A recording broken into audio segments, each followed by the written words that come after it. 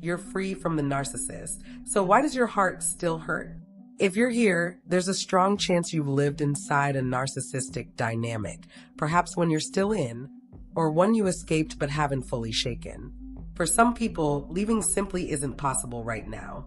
Circumstances, finances, children, fear, or emotional exhaustion can keep you stuck. In that space, you learn survival skills. You practice radical acceptance. You stay alert without reacting. You stop defending yourself, stop explaining, stop sharing your inner world. You learn not to celebrate wins out loud or reveal pain that could later be used against you. Over time, something subtle happens. You still wake up, still get through your days, still complete tasks, and gradually the chaos dulls. It doesn't disappear, but it loses its sharpest edges.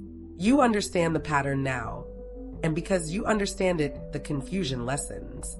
Days turn into weeks, weeks into months, and sometimes even years. You keep going. You lift your head at the end of each day and realize you survived again. For some, that understanding alone reduces the constant rumination that once dominated every thought. Then there's another group, those who manage to leave. Leaving doesn't magically erase the mental residue of a narcissistic relationship.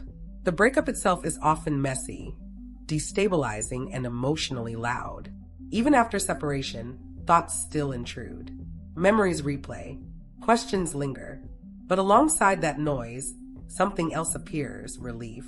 Your body is no longer braced for impact every moment. You're no longer monitoring tone, mood, or emotional weather. You notice that life feels lighter, at least psychologically. And yet, a new kind of doubt can creep in. You may wonder if it was harder for you than it was for them. You may fear that they've moved on effortlessly, or worse, that they'll suddenly change now that you're gone. Some even question themselves, wondering if they misread the entire situation. Ironically, radical acceptance can feel simpler when you're still inside the relationship, because reality keeps confirming itself. When you leave, the reminders fade, and your mind starts filling in the blanks. There's a moment that arrives quietly after leaving, a day when you realize you made it through without thinking about them at all. That day often feels strange, almost unreal. Distraction plays a powerful role here. It's one of the earliest tools the nervous system reaches for in healing. Distraction occupies the mind, gives the body something to do, and interrupts cycles of rumination. In some ways, it resembles a mild dissociation, but not always a harmful one. It can even look productive. Closets get organized, dishes get washed, work deadlines are met, gardens get tended, shows get binged, social media gets scrolled, time gets filled. Not all of it is meaningful, but it's movement, and movement feels better than being mentally trapped in a relationship that once consumed everything. After months or years of emotional labor, trying endlessly to fix something that was never fixable, simply doing things that have nothing to do with the relationship can feel like relief. At first, that relief is almost intoxicating. You're no longer thinking about them every second. You're functioning again. You're producing, completing, checking boxes. Life resumes motion. Many people become experts at staying busy during this phase. Work becomes constant. Tasks stack up. Even rest is structured. Games, TV, chores, routines. The house looks better. The body starts to recover. Progress is visible. And compared to the mental anguish of the relationship, this feels like freedom. But this is where a deeper question emerges, one that often arrives later when the noise finally settles. Relief is not the same as joy. Not thinking about the narcissistic relationship anymore is undeniably a step forward, but it doesn't automatically translate into happiness, let alone joy. Joy is a heavy word. It implies pleasure, vitality, emotional expansion. Even happiness, which feels more grounded and attainable, can seem distant after emotional abuse. For many survivors, distraction becomes a long-term holding pattern. It numbs, it fills space, it keeps life moving, but it doesn't always bring genuine emotional fulfillment.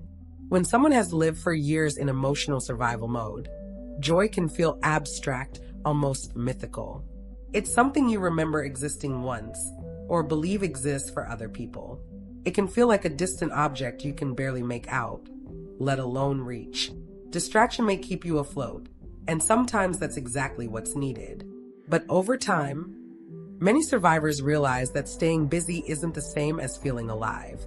And that realization, while unsettling, is also the doorway to the next stage of healing, the slow, patient rediscovery of what it means not just to survive, but to feel again. One of the most common misunderstandings in recovery is mistaking relief for fulfillment. When the chaos quiets and life becomes manageable again, it's tempting to label that state as happiness or even joy. But those experiences are not interchangeable. Distraction, keeping yourself occupied, completing tasks, staying in motion, can feel like progress because it is progress. From a psychological perspective, it often serves as an early intervention, a way to interrupt rumination, obsessive self-blame, and the spirals of depression and anxiety that frequently follow narcissistic abuse. Whether it's scrolling through a game on your phone, taking up a hobby, or immersing yourself in work, these behaviors can snap the mind out of survival loops and create a bridge toward deeper healing. That bridge matters. It helps move you from fixation to function, from paralysis to motion. But distraction was never meant to be a permanent residence. It's a transitional space. What it ideally leads toward are the deeper processes of recovery, things clinicians refer to as individuation, authenticity, coherence, and integration. These terms sound abstract, but at their core, they describe something very human. Making sense of what you lived through, learning to trust your own perceptions again, becoming discerning instead of hypervigilant, and honoring yourself in the choices you make. Distraction can carry you to that threshold by giving your nervous system enough stability to begin that work. The danger arises when chronic distraction becomes mistaken for the destination itself. When life feels full enough, it's easy to assume that this is as good as it gets. But it isn't. When survivors finally exit the most acutely abusive phase of a narcissistic relationship and begin healing, their self-reports tend to be strikingly consistent. Rarely do people say they are thriving or overflowing with joy. What they say instead is quieter and more honest. I'm getting through my days. I'm okay. I'm surviving. I'm staying busy. And that's not a failure. It's a sign that healing has started. This is not about pressuring anyone into joy. In fact, many of us don't feel anywhere near it. For a long time, distraction may be the highest attainable state, and there is dignity in that.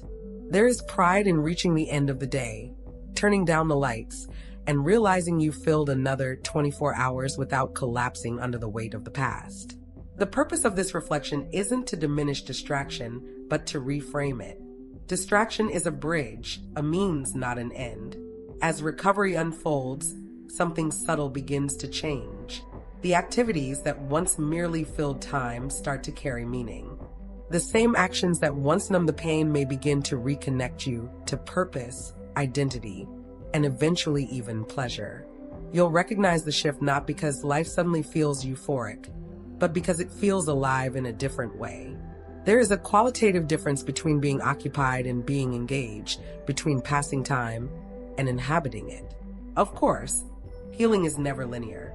Life continues to intrude. Grief shows up. Losses occur that have nothing to do with the narcissistic relationship. Sometimes circumstances force renewed contact, reopening old wounds just as you thought you were past them. Even when you've begun to experience moments of genuine happiness or meaning, setbacks can make it feel like you've slid backward. This is where it's important not to turn against distraction. Psychologically, it often restores something critical, a sense of efficacy and agency. The realization that I can do things, I can function, I have a life beyond walking on eggshells and decoding someone else's moods. That realization alone is a profound corrective to the helplessness instilled by narcissistic abuse. Still, distraction is not the final chapter. Confusing it with happiness or joy can leave behind a hollow, unnameable emptiness because numbing and fulfillment occupy different emotional territories. In the short term, numbing is adaptive. It's survival. It resembles freezing or fleeing, mechanisms that get you out of immediate danger. But eventually, Recovery requires feeling again, and feeling hurts. That pain is not a regression. It's a sign that your system is coming back online. Distraction gets you out of the storm. Allowing yourself to feel, even imperfectly, is what begins real growth. And with time, patience, and more than a few wrong turns, deeper meaning and joy may emerge, not as a constant state, but as something real and earned. Anyone who has survived a narcissistic relationship already holds an advanced degree in endurance and disappointment. This phase isn't about perfection. It's about movement, awareness, and compassion for where you are right now. And if all you managed today was to get through, that still counts.